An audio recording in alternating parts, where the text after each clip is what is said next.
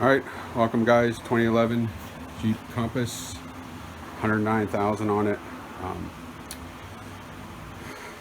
The owner, my niece, said the transmission's overheats and goes into limp mode, which is kind of scary if going on the highway. And anyway, you lose power or lose drive, you have to pull over and let it cool in neutral.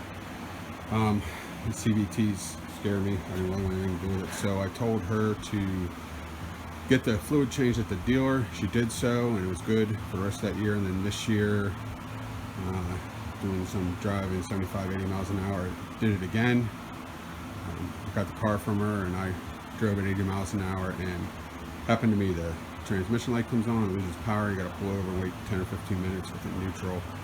It'll go off and you can drive again, but it's dangerous. So the factory has a cooler. Here are the lines for the transmission. The top part of the condenser here is part of, or is the cooler for the transmission.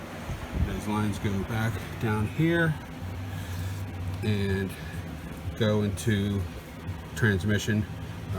Right here, there's another filter for the cooler, which I confirmed with the dealer. They did not change. They changed the filter underneath in the pan, but did not change this filter. As a matter of fact, they couldn't give me a part number for it. So my plan is to change this filter, and I'm going to cut into these lines here. There's hard line, then there's soft, then it goes into hard up through to the front here, and there's this hard. So I'm going to splice in there. Transmission fluid will come run through the factory cooler, and then I'm going to run it through this baby B&M cooler. Here's the part number. This one's supposed to be high capacity as far as cooling, and this comes with the nipples right there, hook into the hose and some brackets. I'm going to mount that in. Here's the transmission filter that they do not change for the cooler that goes where I was showing. So here goes. I'm going to dig into it and do a follow-up video. Okay, so to get to these bolts for change the filter and the intake and return line for the cooler, battery tray was here, and battery of course, and then there's a duct that goes over that. That all comes out pretty easily. Then you take out the 4 bolts in each corner of this cover, and off the cover comes, and right inside there is the filter to be changed. So there's a good video on YouTube that shows a guy pulling that filter out, and the rubber ring on the top stays in there, and he had to fish it out. So make sure you pull out that rubber ring. Yeah, sure enough, mine came out without the rubber ring on top, so I'll fish that out. Okay, so I got the rubber ring out just with a hook in there. It was pretty easy to get that out. You can see the new one has it on there. A little bit of oil on my hands. And I'll try to stick it back in there while filming. Feel the stand that goes on.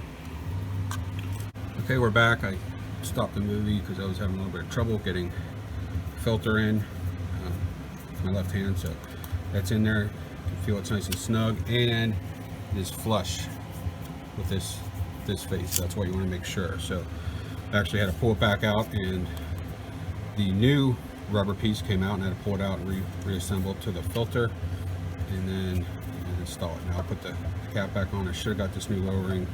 I'll inspect it and clean it. I didn't. Hopefully it won't leak. A quick note, the B&M cooler came with these fittings that they actually thread into each other. These two and these two. But I guess they're made to maybe fit into some factory coolers or factory transmission cooling lines, on the ends or something. So, but I went and bought these double barbs, so I wouldn't have to just thread these together and have additional seam in there. So I just went and bought these for a couple bucks at the hardware store. And to show you what I actually had done first was I got the cooler, and the brackets here come on with the B&M. It's just steel with holes in it, and I drilled in some holes in the bumper there, and I kept it even with the front of the car. And then there's another bracket up here sorry, and that'll bolt on here, and it'll bolt here as well. So that's 3 points. I think that's probably going to be good enough. But I wanted to get that mounting sorted before I cut in any lines or anything. So I'll be back once I get the lines placed in place. Okay, here we are. That is the return line from the oil cooler back to the transmission. Decided to take it out. I'm going to splice into it here, in and out of this line, because this is a line of the fluid coming out of the cooler. So it gets cooled there, and then it'll get cooled even more through the auxiliary cooler and back in the transmission. It's the top one. The top one is the return. I checked it out by actually starting the car and putting it in gear for a second, and it didn't flow a lot. I was a little disappointed, but then again, I did just change the fluid or change the filter, so maybe it had fill up. But it's all coming out of here, so I know this is the pressure line, or the in line to the cooler. This is the out. So it's the top out here, and it is the bottom one on the actual transmission on the housing. So they're pretty easy to get out. There's this little plastic piece. You just pull it back. Pull it back, and I just took a pick. There's a little clip in there that you don't want to lose. So it comes out. I'll find the one here. So there it is. That's what it looks like, and put it back in. It's pretty easy. So I was kind of surprised. So hopefully that seals up again.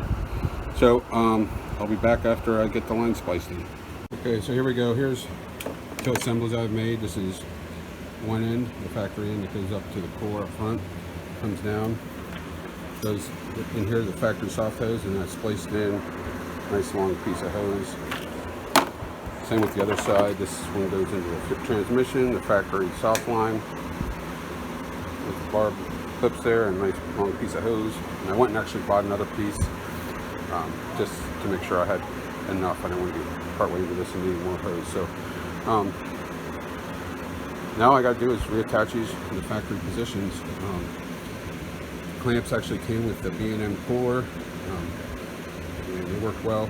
I always like to use a socket and ratchet on these. You can't ever torque them, but you got to be careful of that. But at least you got a nice, good feel as to how tight they are, more so than the screwdriver. So here we go. Okay, we're done. So there's the B&M super cooler brackets from B&M. These were galvanized, but I had to cut off the ends here, of course, and so I wanted to paint them to keep that from rusting. I just decided to paint the whole thing so you can't see through the grill as much. These self-tapping screws were supplied with the B&M kit, or I used it up. Actually, this is an M6 bolt. The other bracket going over the radiator support.